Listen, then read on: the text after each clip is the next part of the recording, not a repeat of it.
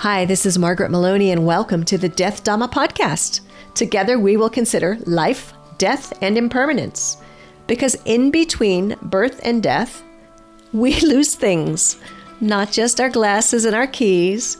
We lose identities, relationships, ideas, and more. But what we can gain right now is facing this together, and we will gain freedom, peace, and progress on our path. Welcome back to the Death Dhamma podcast.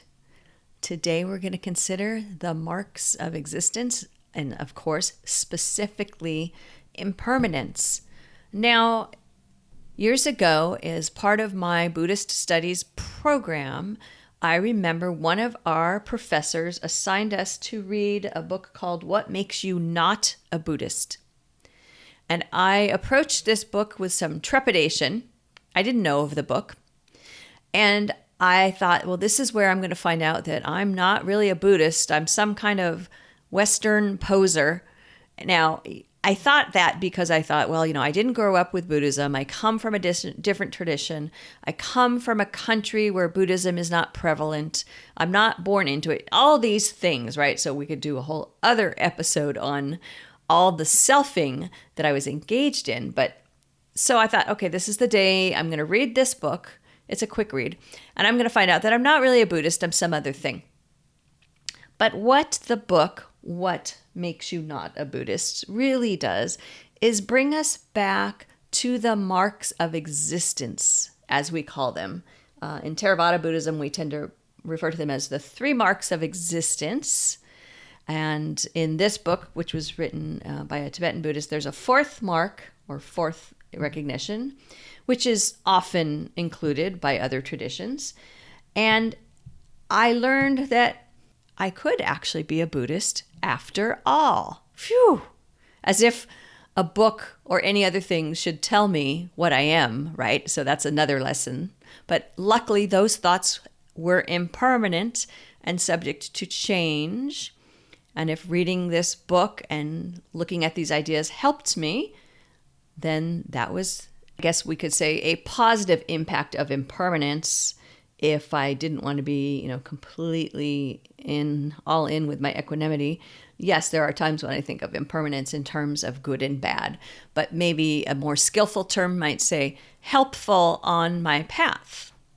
Right? So what was helpful on my path was not feeling like I had to turn away because I was not a Buddhist. What we look at as these marks of existence, or basic facts of existence is another phrase some use. 1, impermanence or change, anicca. 2, suffering or unsatisfactoriness. You know this as dukkha. And not self. We're recognizing that we are insubstantial, right? There is not self. These things are not you.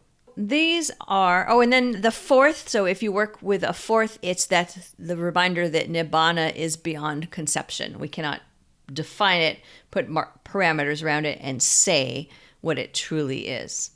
So when we look at impermanence and not self, or anattaa was not self, they apply to inanimate existence, right? This is what happens in life. And suffering, or dukkha, is really the experience of us as animate objects, or you might say sentient, right? So the inanimate can be and cause for suffering, right? So for example, a stone falling on you could cause you suffering. Or if we have clinging and aversion, then impermanence or change can contribute to our suffering. Especially if we take something personally and go all in with selfing, as I was doing when I was so afraid I was going to read this book and find out that I couldn't be a Buddhist, right? And so in this way, this is how these facts of existence interact and work together. And they are part of many, many Buddhist traditions. I don't want to say all, because that's probably not correct, but many Buddhist traditions, these basic facts or marks of existence are at the heart, just like we also consider the Four Noble Truths to be at the core of our Buddhist practice and Buddhist understanding. Franz Kafka has said, "The decisively characteristic thing about this world is its transience. In this sense, centuries have no advantage over the present moment. Thus, the continuity of transience cannot give any consolation. The fact that life blossoms among ruins proves not so much the tenacity of life as that of death." Yes, and we've talked about this before together. Yes, everything that rises ceases. Let's hear, perhaps directly from the words of the Buddha as we understand them to be, reading from the Pali Canon. "The perceiving of impermanence, bhikkhus, developed and frequently practiced, removes all sensual passion, removes all passion for material existence, removes all passion for becoming, removes all ignorance, removes and abolishes all conceit of I am. Just as in the autumn a farmer, plowing with a large plow, cuts through all the spreading rootlets as he plows, in the same way, bhikkhus, the perceiving of impermanence, developed and frequently practiced, removes all sensual passion, all passion for material existence, all passion for becoming, all ignorance, removes and abolishes all conceit of I am." And that's from the Samyutta Nikaya 22.102. One more. "It would be better, bhikkhus, if an uninstructed ordinary person regarded this body, made of the four great elements, as himself rather than the mind. For what reason? This body is seen to continue for a year, 2 years, 5, 10, 20, 50, 100, even more. But of that which is called mind, a called thought, is called consciousness. One moment arises and ceases, as another continually, both day and night." This is also the Samyutta Nikaya, and that's 12.61. What this shows us is that the importance of the recognition of impermanence to our practice, when we can really recognize anicca and practice and become comfortable, then we can get rid of that selfing. He says, abolishes all conceit. We can get rid of that selfing.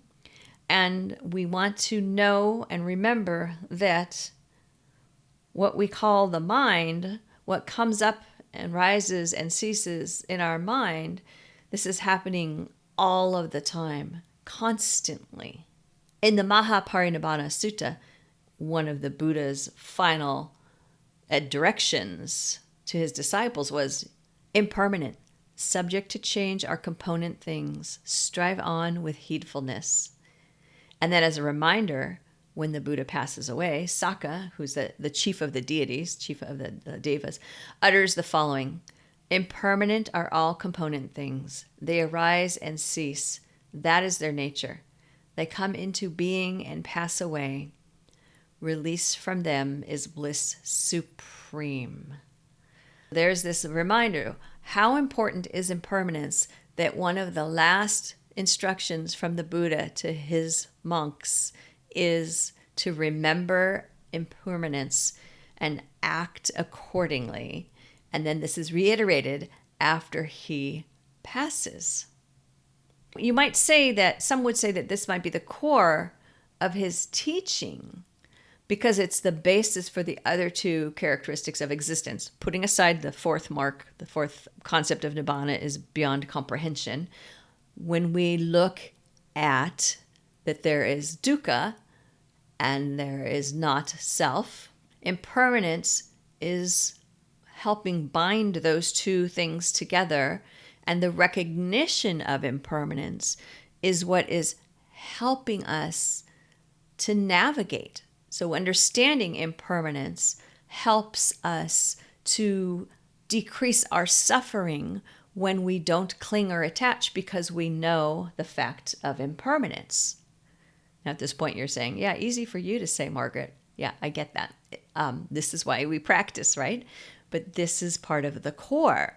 And then if we don't fix on ourselves as some static, unchanging thing, then we also can help overcome the clinging to self, the ego.